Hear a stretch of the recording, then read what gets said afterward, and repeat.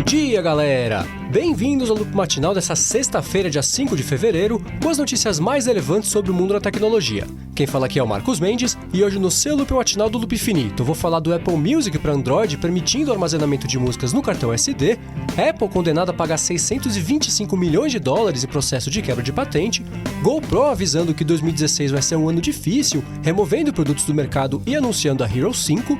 Apple registrando patentes bem legais para o Touch ID e para os trackpads, Twitter testando galeria nativa de GIFs, Instagram trazendo suporte a múltiplas contas para o iOS e aumentando o limite de duração de vídeos para os anunciantes, e a Sony afirmando que o futuro dos smartphones inclui 2 câmeras traseiras. Vamos lá!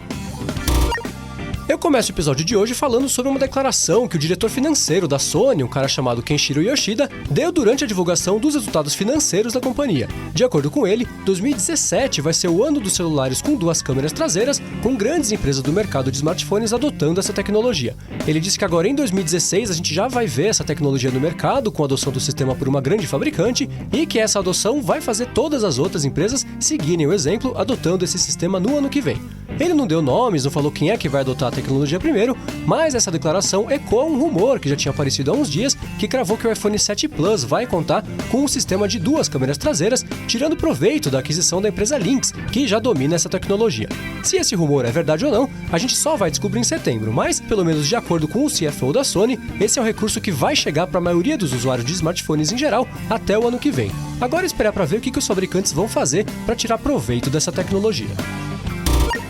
Dia desses eu comentei aqui que o Instagram tinha aumentado em coisa de 15 vezes a quantidade de posts de anunciantes que eles vinham exibindo para os usuários. Muita gente já vinha comentando aos meses que a rede tem ficado meio insuportável de usar, já que a quantidade de propagandas estava bem alta, e aí apareceu essa informação mostrando que o pessoal tem mesmo motivo para estar insatisfeito com a plataforma. Então, parece que o Facebook, que é dono do Instagram, ainda não se deu por satisfeito e quer tornar a plataforma ainda mais atraente para os anunciantes. Isso porque eles divulgaram a informação de que a partir de agora os anunciantes vão conseguir postar vídeos de até 60 segundos de duração, esse limite antes era de 30 segundos, e enquanto isso, os usuários continuam tendo só 15 segundos disponíveis para postar os vídeos. Com essa novidade, a expectativa do Instagram é conseguir convencer as marcas a veicularem lá na rede os mesmos comerciais que elas já veiculam na TV, sem que elas tenham que editar a duração do vídeo, caso o comercial passe dos antigos 30 segundos. Hoje é muito comum os anunciantes replicarem no YouTube os comerciais que eles veiculam na TV, e agora o Instagram quer tentar se tornar uma alternativa mais atraente para os planos de mídia das empresas e das agências de publicidade. A boa notícia é que esse aumento no limite de duração dos vídeos não oferece um impacto muito grande na experiência pra gente, os usuários, já que pelo menos por enquanto o Instagram ainda não veicula anúncios que não podem ser pulados. Tomara que continue assim.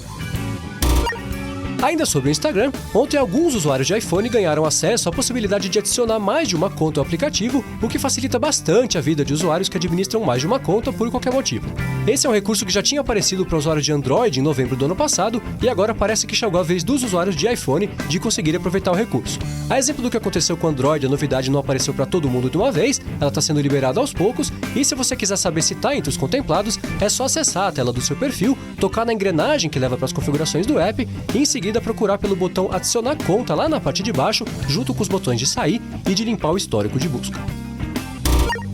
Outra empresa que vem testando novidades é o Twitter. Ontem eu falei aqui das mudanças que eles estrearam lá na homepage do site para usuários que não estão logados, e hoje eu vou falar de uma experiência que eles têm feito com alguns usuários de Android. Ontem vários usuários do app nativo do Twitter para Android notaram a adição de um botão para anexar GIFs, que quando é apertado, leva os usuários para uma galeria que usa as plataformas do Riffs e do GIF como base e mostra os GIFs mais usados do momento, e também conta com uma área dividida por categorias que mostram GIFs de reações, sentimentos, respostas, etc. Essa ideia não é nova, apps como o Messenger do Facebook já usam recursos parecidos há tempos, mas é legal ver o Twitter integrar uma ferramenta que facilita um hábito que todo mundo já tem, que é esse de anexar GIFs em tweets e em respostas. Agora, isso não significa necessariamente que o Twitter vai implementar isso. Vários usuários que receberam o botão do GIF disseram que ele já sumiu sem mais nem menos, e o Twitter é um dos principais adeptos desses testes que alguns usuários recebem, outros não. Algumas ferramentas aparecem e somem para umas pessoas, para outras pessoas elas ficam lá permanentemente. É assim que eles testam novos recursos e vão medindo a reação da galera para ver o que funciona e o que não funciona. De qualquer forma, esse é o tipo de recurso que, se o Twitter já desenvolveu o suficiente para ter ali as galerias de GIFs separadas por temas, assuntos e tudo mais, significa que o recurso já passou da fase inicial de testes e agora eles devem dar aquela polida no código para liberar para todo mundo.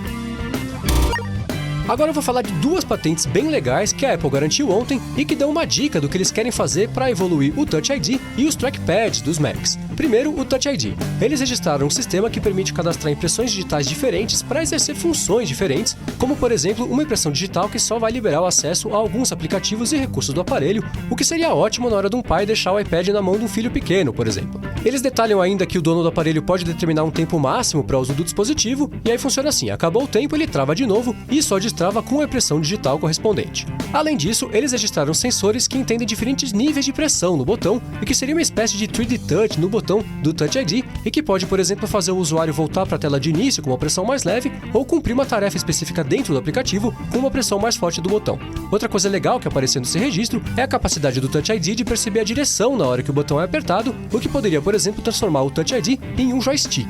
A outra patente bacana que eles registraram diz respeito aos trackpads dos Macs e o Magic Trackpad. Ela descreve que além de toques simples, o trackpad poderia reconhecer movimentos mais complexos, por exemplo, como aquele movimento que a gente faz quando quer borrar ou apagar alguma coisa, ou então o movimento de torcer os dedos e até movimentos laterais do próprio dispositivo, no caso do trackpad. Essencialmente o sistema entenderia quando você chacoalha o trackpad por qualquer motivo. Um detalhe interessante que aparece nesse registro é a menção a impressões digitais, o que significa que a Apple está investigando formas de incorporar um leitor de impressão digital no trackpad, o que seria muito bacana. Bem legais essas investigações e as patentes da Apple. Tomara que essas coisas apareçam nos iPhones, nos iPads e nos Macs. Patente nunca é certeza de lançamento de recurso nenhum, mas essas daí são legais demais pra gente não ficar pelo menos com uma esperança de ver um dia no mundo real. Agora eu vou falar da GoPro, que divulgou os resultados fiscais do quarto trimestre de 2015 e confirmou os rumores de que os números não seriam muito bons. Eles reportaram um faturamento de pouco mais de 430 milhões de dólares, o que é um terço a menos do que o mesmo período do ano anterior, e um prejuízo de 34 milhões de dólares, levando em conta os custos operacionais versus esse faturamento. Por conta disso, as ações da empresa caíram 15% depois da divulgação. Além disso, a GoPro anunciou que o diretor financeiro da empresa, um cara chamado Jack Lazar, decidiu ir embora e sinalizou um plano para tentar interromper essa sequência negativa que marcou 2015. O Nick Woodman, que é o CEO da empresa, disse que eles vão recolher do mercado vários modelos de câmeras e que no máximo até abril toda a linha de câmeras da GoPro vai consistir em 3 modelos: a Hero 4 Black, a Hero 4 Silver e a Hero 4 Session. Além disso, ele falou que ainda nesse ano a empresa vai lançar o modelo Hero 5 e lembrou que eles também vão lançar um drone chamado Karma, que vai trazer a capacidade de gravar vídeos em 4K. Agora o assunto é briga de patentes e uma derrota da Apple nos tribunais. A empresa foi condenada por um tribunal no Texas a pagar 625 milhões de dólares para uma empresa chamada Virnatex por conta de patentes relacionadas ao FaceTime, ao iMessage e serviço de VPN e o uso dessas tecnologias nos dispositivos da empresa. Esse é um processo antigo. Em 2012, essa empresa já tinha conseguido uma vitória que condenou a Apple a pagar 532 milhões de dólares por causa dessas patentes, mas depois de alguns recursos e revisão do caso, essa quantia aumentou para os atuais 625 milhões de dólares. O advogado do Virnatex disse que ficou feliz com o resultado, elogiou o júri, que por sinal decidiu de forma unânime por essa condenação adicional da Apple, e do outro lado, a Apple disse que ficou muito surpresa com o veredito e que essa decisão é mais uma prova de que todo o sistema de patentes dos Estados Unidos tem que ser revisto. Ironicamente, esse é basicamente o mesmo discurso que a gente escuta das outras empresas quando elas são condenadas a pagar a Apple por causa de todos os processos de patentes que ela abre pelo mundo, o que mostra que ninguém nesse mercado é só mocinho ou só bandido e comprova a teoria de que, de fato, alguma coisa tem que mudar, porque é meio ridículo todas as empresas ficarem processando todas as empresas por conta das mesmas coisas. De qualquer forma, a Apple termina a declaração dela acusando os advogados de terem enganado o júri para conseguir essa condenação e afirma que eles já entraram com um pedido para invalidar o julgamento, o que significa que certamente essa não vai ser a última vez que a gente ouve falar nesse processo.